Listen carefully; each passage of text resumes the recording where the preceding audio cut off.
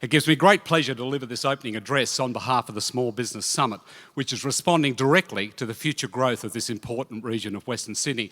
And ladies and gentlemen, could I ask you once again to put your hands together on behalf of the Hills Business Chamber for undertaking this important initiative.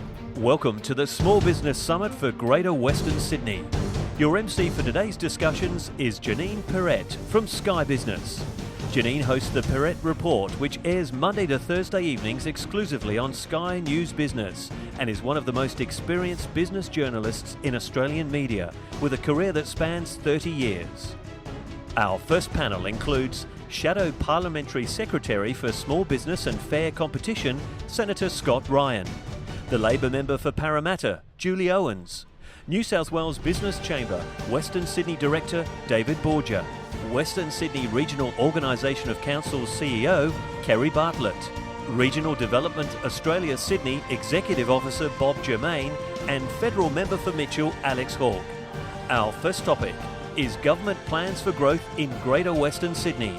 Please welcome our MC, Janine Perrett, and our first panel. With governments less able to invest in necessary infrastructure now, how can we ensure Western Sydney can get the transport systems it needs to realise its economic potential?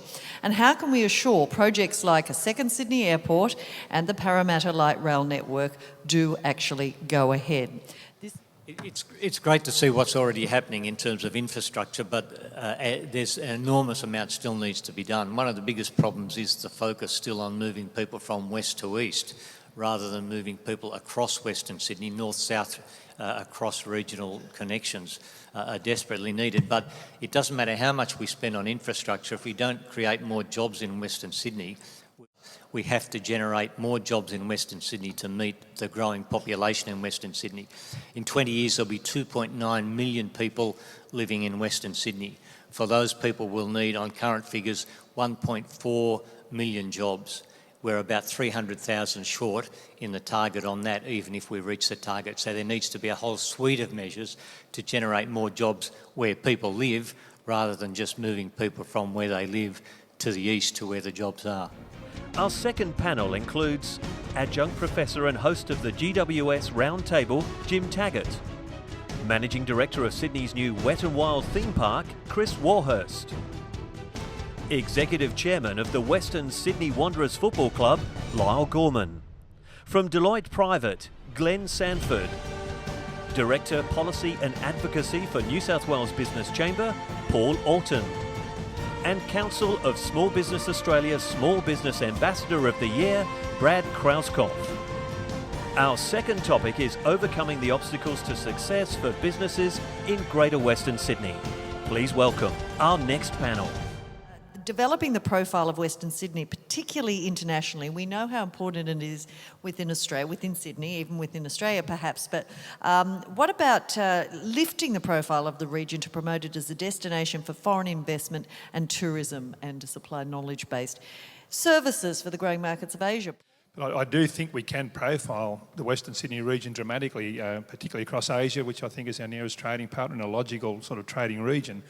You know, ourselves, we're working with government at the moment. We're representing Australia in the Asian Champions League next year in Japan, China and Korea, and bringing Japan, China and Korea into our back door. So how do we work with government around point of destination, trade, tourism, commerce? What sort of receptions through Austrade and so on can we be setting up in those overseas environments to sort of put a bit of a focus on using sport as a vehicle to do that?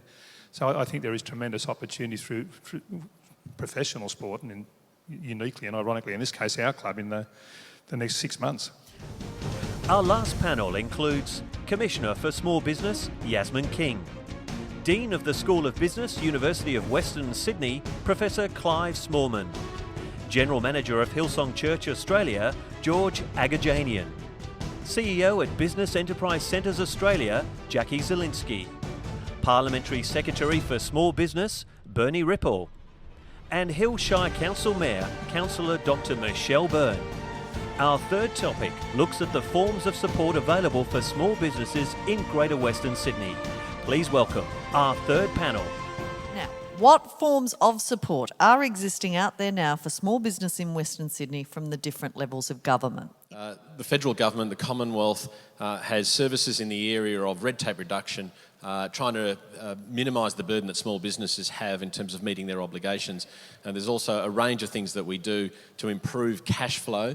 And very importantly, there's a whole range of government services to provide information and assistance, be they online, be they at the end of the phone, or be they in person.